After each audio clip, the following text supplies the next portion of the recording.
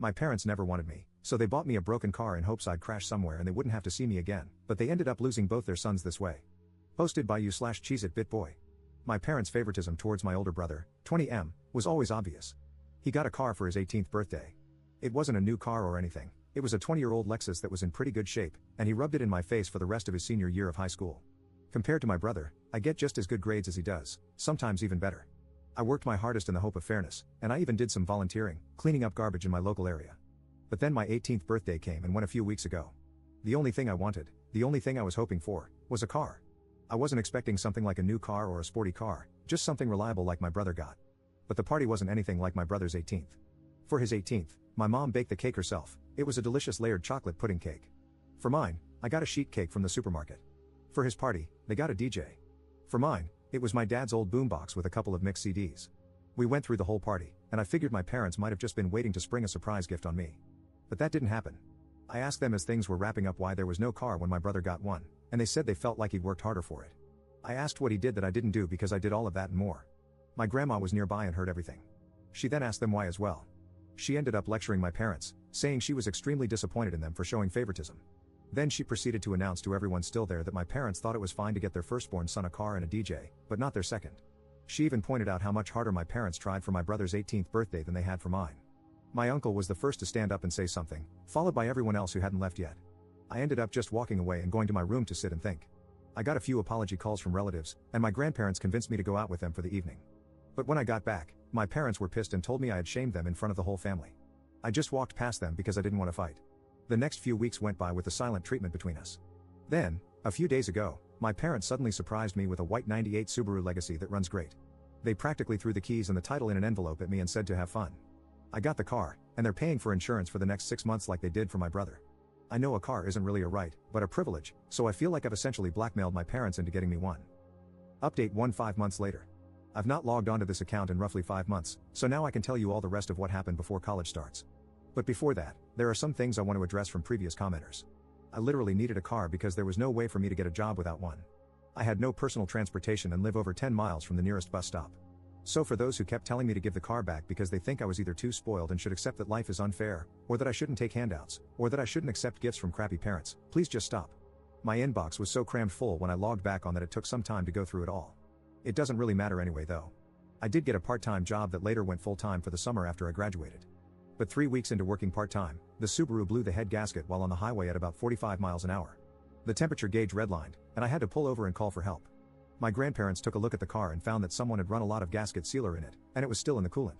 The car was basically band-aided back together before my parents bought it and was then barely hanging on by a thread. It drove great, and I was never pushing the car hard as I'm kind of a slow driver. My parents claimed no prior knowledge of the problem, but their only real reaction was to shrug and say it was karma for making them get me the car in the first place. That was a mistake because my grandparents were right there to witness it, and they tore into my parents like none other. My grandma told me to go wait in my room and let them sort it out. It was 2 hours before I was called back into the living room. My parents were on the couch and looked like they'd been metaphorically hit by a truck. My uncle and 2 other relatives were there now too. My grandparents had gotten it out of them that when they bought the car, they just looked for the cheapest thing they could find close to the area that still ran and bought it, no questions asked. They didn't even bother to inspect the car, let alone properly read the ad for it. My uncle, who knows a thing or two about cars, told me that the engine would basically need to be rebuilt because the head gasket warped the block, and it would cost more than the car is worth to fix it. I had to call into work and tell them I was unable to make it in because my car was fried. They understood and basically put me on a sort of unpaid leave for the moment. Now, I want to point out that I had no involvement in what happened next.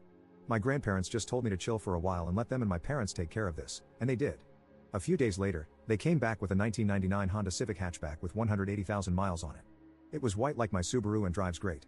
It's not all-wheel drive like the Subaru, but it's great on the road and gets better gas mileage. There was also a list of all recent repairs done to the car, including things like a new radiator. My uncle also went over the car before giving it the okay, and I thanked everyone profusely. My parents, though, were not happy for me at all. They said very little and just walked away. There wasn't even that vibe they had last time of acting like they were giving a new toy to a brat. If I could put it into words, the way they acted was just pure defeat. The Subaru got resold later for $400, as that was the best we could get for it with the blown head gasket. That money was put into my savings. That's only one half of what happened, though. You see, when I said I did better in school than my brother, I wasn't kidding. My brother got a 30% scholarship after he finished high school, while I got a 50% scholarship. Not at the same college, of course, but at one comparably good that was also closer. To say my parents were shocked is an understatement. Of course, they just both looked unhappy as soon as the shock wore off. I decided it wouldn't be a good idea to poke the bear by asking them about it, but my grandma thought otherwise and poked that bear, and I mean really poked it. First, she asked if my parents were happy for me. They claimed they were, but it really didn't show in their attitudes. So my grandparents finally asked what their problem was. Why do they dislike me? Their second son was doing great, even exceeding expectations, and they can't be happy about it? Did they want me to fail? Were they hoping I'd fail? What is the deal? My mother looked really upset, and my father couldn't look me in the eyes. They both meekly said they were happy for me and managed to say they wanted me to take the world by storm when I go to college. They even said they'd help pay some of my tuition as well, just like they are for my brother. My grandparents sharply said that they had better keep their word because there should never have been any favoritism, period. I thanked my parents for their help, received a light, if not limp, handshake from my father, and a very stiff hug from my mother. It all felt so forced. I was and still am extremely thankful for the car and the tuition, but my parents just drained the room of all emotion. I ended up asking if my grandparents knew what it was that made my parents act this way. I asked if I was an accidental pregnancy or something. They gave me the "it's time we told you" look. Well, I'm not adopted like so many asked, but I was unplanned. Sort of. You see, my parents wanted both a girl and a boy but got 2 boys instead. My brother came out as a boy, so my parents were really hoping to get a girl on the next go. They had a prior agreement to stop after 2 kids. They never got a girl. My grandma told me they refused to find out my gender until after I was born. They were convinced I'd be born female, and they'd bought a lot of baby stuff for a girl. But they didn't get a girl. My grandma said I ended up using all of my brother's hand-me-downs until I was 3 years old because my parents had bought so much girl stuff in advance that they couldn't use. So, I was just a disappointment to them from the time I was born. My grandparents said they know my parents are screwed up, but they've been this way for so long that there's no point in expecting them to change. Since then, my parents haven't spoken to me much about college. In fact, they ignore the subject as much as they can.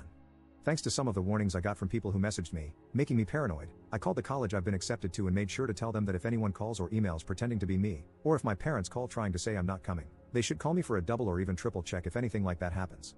I mean, I kind of doubt my parents would do that sort of thing, especially after everything that's happened, but I felt like playing it safe was the better option. There was something that I really didn't expect to happen. My brother called me out of the blue to talk. He said our grandparents had called and told him everything. He apologized for what happened in his own way and said he hopes that once I'm on my own, I won't need to come back.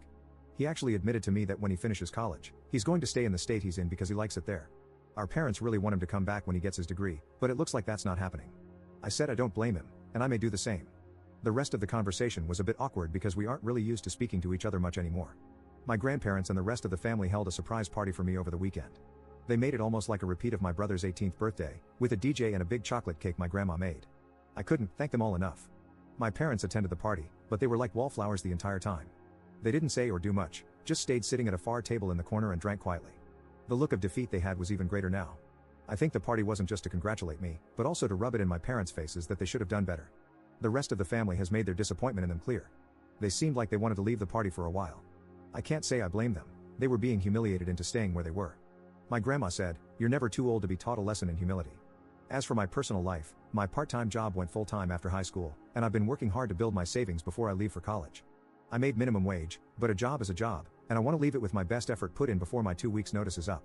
I doubt I'm going to be coming back here to make another update, so thanks for reading. Update 2 years later.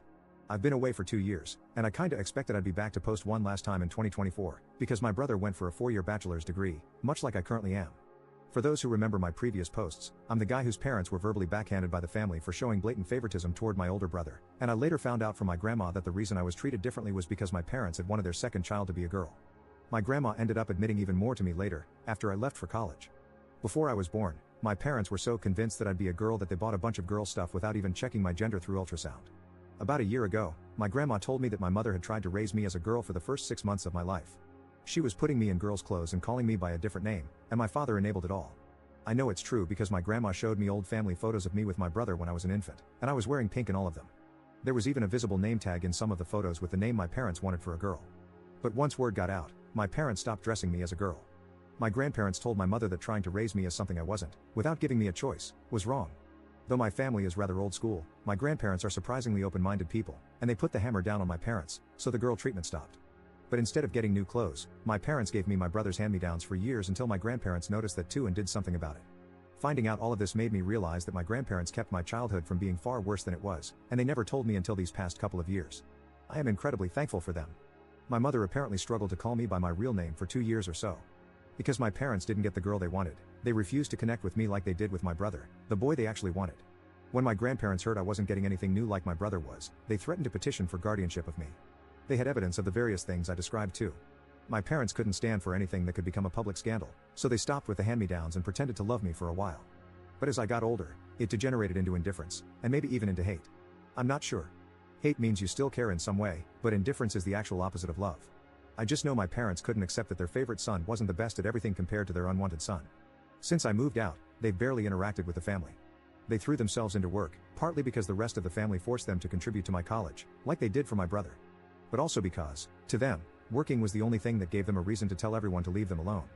My grandma suspects they've even slept in their cars a few times to avoid coming home.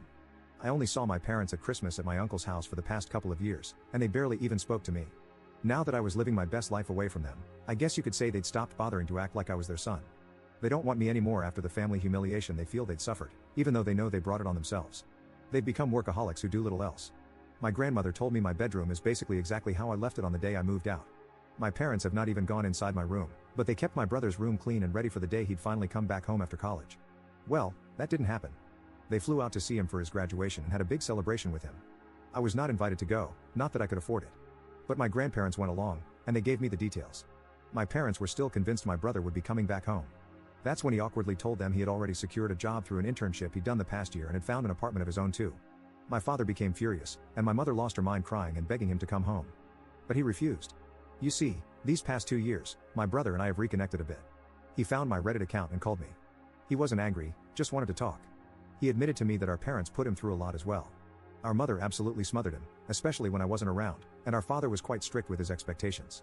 The fact that I did better than my brother when our parents had invested everything into him just broke them. Now they're extra broken because my brother refused to come home with them. The way our parents treated my brother is also the reason we stopped connecting as siblings until these past couple of years. He did bully me at times when we were growing up, but that's because being the favorite went to his head. However, it was favoritism with strings attached, and when he realized that, he got counseling after moving out. My brother also has a girlfriend he met while in college, and he kept her a secret because he knew our parents wouldn't approve. When they eventually found out, they didn't approve, and my mother even referred to his girlfriend, whom she hadn't even met, as a SLT. My brother blew up at them over that. His girlfriend is in nursing school and a year from graduation herself. My brother says she's the best. I've never met her, but she sounds wonderful from how he's described her. My grandma told me my mother went so far as to hire a private investigator to find out who my brother's girlfriend was. She was irritated to learn that the girlfriend was squeaky clean and from a good family on the same side politically too. In her mind, the girlfriend was the reason my brother wasn't coming back, even though he made it clear he decided that before even meeting her. My father had become stoically silent about it, from what I heard. However, my mother let it slip to my brother that she'd hired a detective, and my brother gave our parents a piece of his mind. This led to a whole argument about how they gave him everything and how he was ungrateful for not coming back. But he called them out, saying that being the favored child is abuse too because they nearly made him like them. Hearing that broke my parents. My brother told our grandparents, and they staged another family intervention, one I was even involved in through a video call. My parents tried to ignore me, but even my brother told them to talk to me. We all told them enough was enough. They have 2 sons, and they needed to start treating us fairly. They had let something as idiotic as not being born the gender they wanted ruin their love for me from day one. Pardon my language on this next part. My father hit his breaking point and yelled, "You want us to admit we effed up?" Well yeah, we did. What do you want us to effing do? Effing time travel? We're paying for part of his effing college too. What more does he effing want from us? Things ended very poorly in that intervention. My mother cried and said she was sorry to me, but I still didn't feel her heart was in it. She didn't spend much time apologizing to me at all before moving on to my brother through the phone he was video calling from. She spent a long time crying and apologizing to him until he told her to go back and actually apologize to me like she meant it. That's when my father grabbed the phone and shut it off. Then he just sat down and told everyone to leave. The last thing my grandparents said to my parents was that they were so disappointed in them, and that maybe losing both sons would show them they should never have favored one. Right now, my parents are not on speaking terms with the rest of the family. My grandma heard a rumor they might be planning to move, but they have a paid-off country house and great careers. I feel like they'd be fools to move, but since my brother isn't going back and I'm likely not either, I suppose it's not really an issue. I kind of doubt they'd welcome me if I came to visit after all the crap that went down. I am still thankful to them for helping pay for my college. My student loans were significantly reduced, thanks to them. But as parents, I think we can all agree they just didn't do a good job.